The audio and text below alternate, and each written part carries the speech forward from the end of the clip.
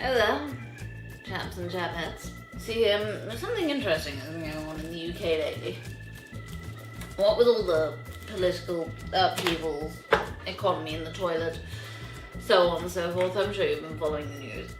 God himself apparently has thought, those poor chappies in the UK, better do something to make it up with them. Better do something to make it unspeakably warm. It's not even the temperature that's getting to me, it's the humidity. I swear, it's as if, as well as going, oh, I better make it up to them, God has gone, well, they're quite partial to their tea in the UK, aren't they? What if I replace the air with tea? That was on Tuesday, that there was a heat wave for one day. Now there's just some heat and some humidity, and it's unbearable outside.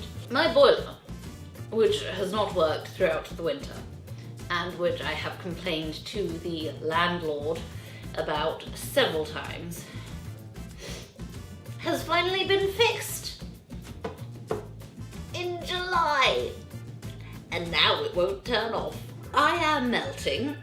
If you are renting out a property that you own to another human being, it is possible from time to time that that other human being might want something from you. Whether it's the boiler's broken, or the boiler now won't turn off, or the fridge is now broken as well because I've had the door open all day long in an attempt to cool the flat and it's not worked and now everything is wrong. Fix it. I mean, that's generally part of the rule. As a landlord, you don't get to go, no, I just want people to continue to pay me money forever and ever and never speak to me. It used to be, when I was rich, if it was warm, I'd have servants to fan me. I'd have the finest iced beverages and snacks available at a wave of a hand. I had my own pool I used to lay beside. We had air conditioning. It was gorgeous. And it was all stuff that I never thought twice about. And now here I am, wafting warm air over myself with a gift card that I bought and then belatedly remembered that no one wanted from me because I've been disinherited, next to what passes for a pool here. Just me and Duck Norris now. Britain is not built for heat. I mean, those of us with money, of course, we can adapt to the heat. If you're poor, then there's no way around it, you know. You're in your neat little house or flat, surrounded by other neat little flats and houses that the heat permeates through. On this street alone, we've got this house that has 3 flats, the house next door that has 3 flats, the house on the other side that has 2 flats,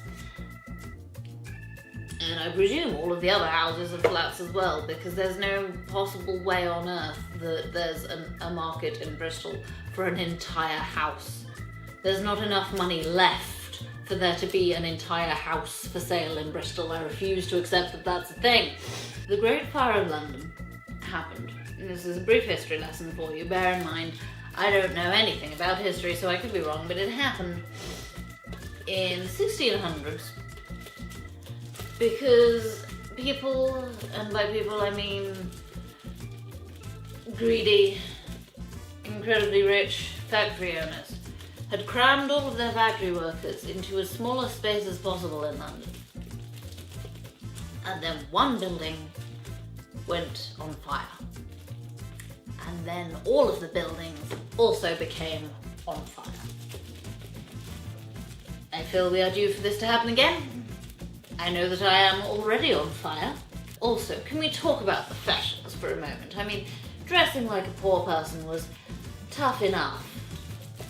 But dressing like a poor person in heat is just unbearable. I mean, every office you work in expects you to wear those horrible polyester trousers with the cheap fabric and the poor cut, and it just rubs in all the wrong places, and then you end up getting heat rash, and the shirts, oh my god, the shirts. If you have to work to get money, Why do they insist on dressing you in a way that is irritating and impractical in winter,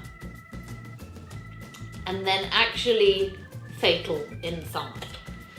If you have to work to get money, surely that's indignity enough. Why on earth do they have dress codes at these places? I appreciate that perhaps a person dealing with another person expects that person to dress a certain way to prove that they are serious. However, on days like this, when it is unspeakably warm, and when everyone who comes in is dressed, and let's be honest here, like a sailor's last resort, by which I mean a whore who works at the beach for chips. If that's the case with the customers, then surely they wouldn't mind if I just wore shorts. Is that too much to ask? Just to be allowed to wear a pair of shorts, get the knees out, stay cool, stay healthy. Don't do anything at all. If you don't want to, you have my seal of excusal. Parts of my brain that should have been in the back have now moved to the front, because the front has evaporated out of my eyes. So, with that in mind, myself and my good friend here are going to cool off. So I shall see you next week. Until then, my friends, remember that Roddy loves you.